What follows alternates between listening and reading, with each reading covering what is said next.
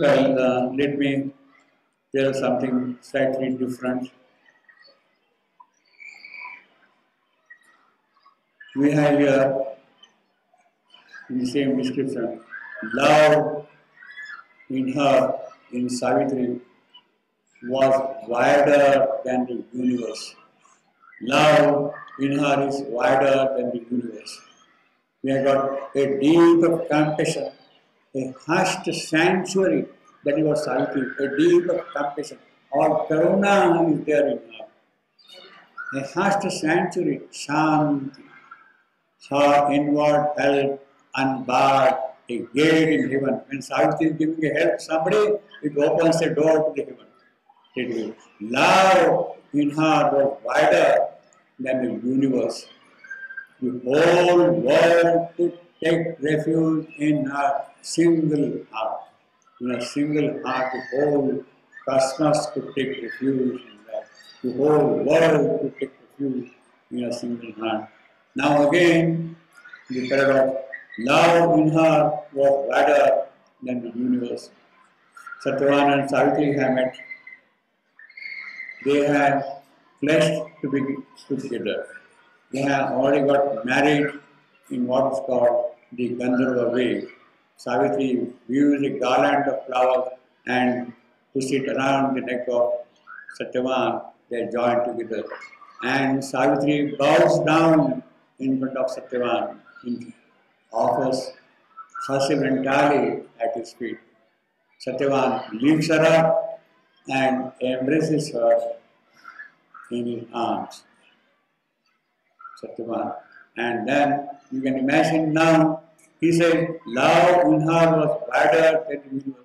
And now here is the situation that love itself or himself is embracing Savitri, is holding him. So who is embracing whom? You don't know. Okay. Love in her wider than the universe. And Savitri is embraced by love. So you don't know. Impossible to say anything else. Love in her is wider than the universe. The divine Savitri is poised to take human birth. That even in her humanity, that love, that element of love, has that vastness, Brahat Tattva, that is there in her all the wide. Brahatness, that vastness is all there. Love in her is wider than the universe. She is an ocean of compassion. She is a sanctuary of silence. Therefore, it is that which makes her love wider than the universe. Love is her wider because her spiritual help for spiritual progress, for progress to the divine, always opens gates to heaven. That is the quality of Savitri's love. That is the wideness of Savitri's love. The whole world to take refuge in a single heart. It is a love that bears the cross of pain also. The human suffering, the human anguish, the death, whatever is there, it is that love which carries the cross of suffering also here.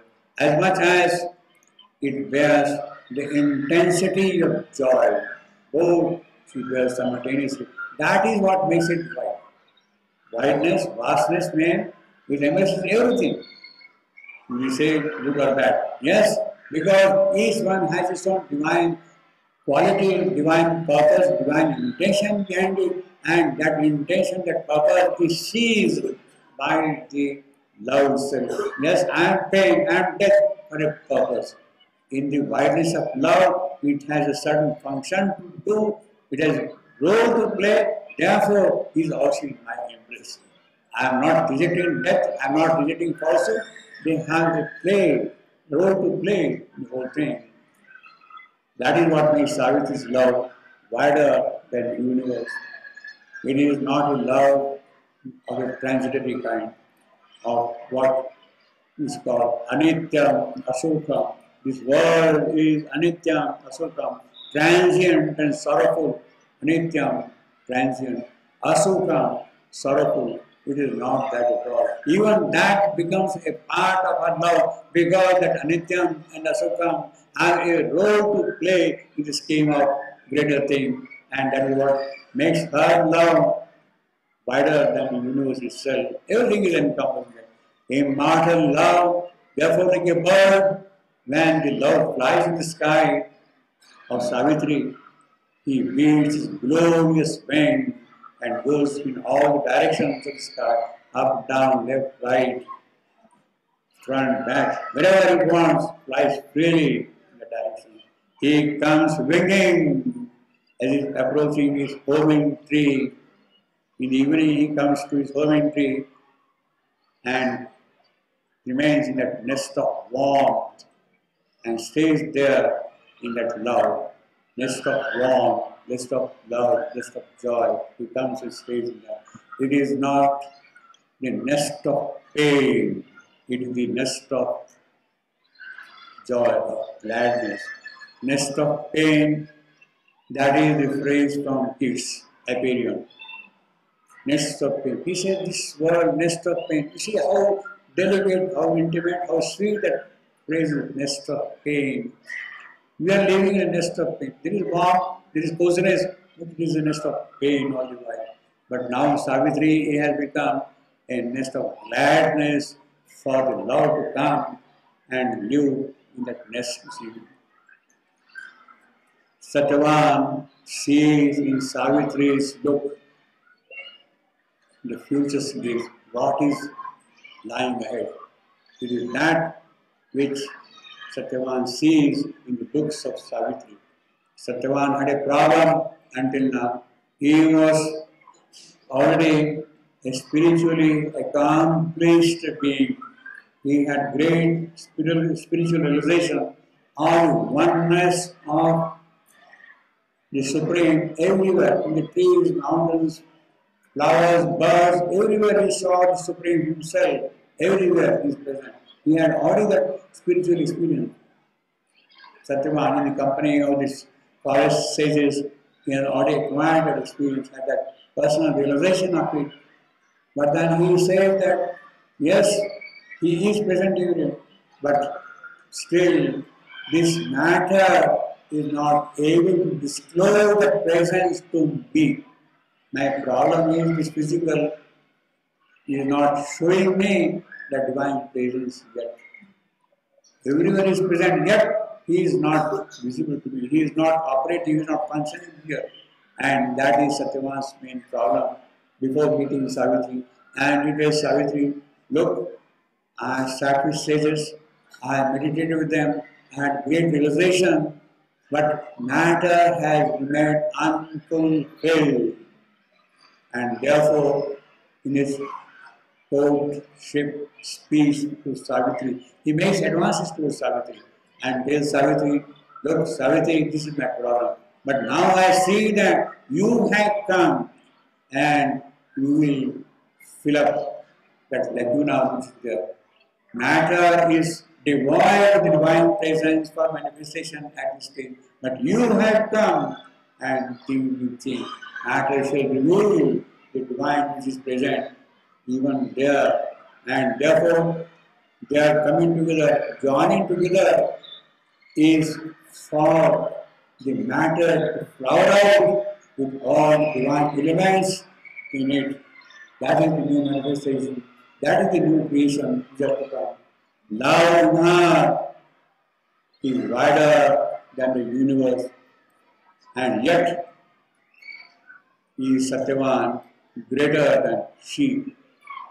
Both because he is the Supreme himself who had taken the birth into the void. It is that greatness which is always present, Supreme himself. Love in her is wider than the universe. It outlasts all the worlds, the entire creation. Whether this creation exists or not, this manifestation is there or not, is immaterial. Love will always remain there. The original room itself, therefore, will collapse. It has to collapse. It will collapse against the immortality of this love. Doom is immortal, but that immortality of doom will turn out to be pale immortality in the grandeur and intensity and greatness of the immortality of love itself. And in the abysm of time, the seed of love will spring up and start flowering. Love in her is wider than the universe. Her love is not only to live for a while and die. That is what Yama was telling to Savitri. You are talking about this man, forget about him. Tomorrow you will find some other person and you will start loving him. You will love and die. It's not that. It goes beyond the boundaries of space, beyond the limits of time, beyond the measures of all human capacities and powers and expression. Love in her is wider than the universe. In the depths of her love, in the depths of her soul, she knows that who Satyavan is. She has recognized at once the Supreme Himself in the figure of Satyavan here, and therefore she joins him immediately. She has no hesitation at all to be one with Satyavan.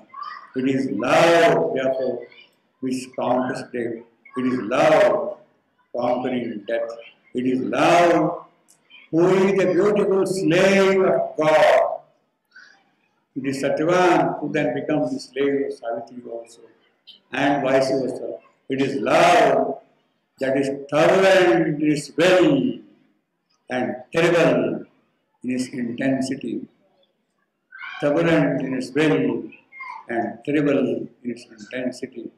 When Savitri brings back the soul of Satyavan from the Supreme Himself to the earth, she is holding the soul of Satyavan very close to her bosom and coming down from heaven to the earth. While she is coming down, behind her follow Krishna and Kali. And it is Kali, turbulent in will and terrible in love. It is she who is coming to that intensity here. Savitri knows all that, and Savitri has brought that in. And what has Savitri finally really brought down? Therefore, it is not the soul of Satyavan she has brought down. Of course it has come. Soul of Satyavan has definitely come. But what she has really brought down are Krishna and Kali. What she has brought down is wisdom, love, bliss. Wisdom, love, bliss. Jnana, prema, ananda. It is this she has really brought down. That is the manifestation. That is the new creation. Wisdom, love, bliss, jnana, prema, ananda. That is the new trinity, not Satchidananda, but the trinity of wisdom, love, bliss, which has been established with Savitri on the mortal world, on the Mrityu Loka. It is that trinity which has been now really brought down with Savitri in this mortal creation. That is what makes her love wider than the universe. That she has brought down the trinity. It is that which really makes her love wider than the universe. Thank you very much. Can you stop with that?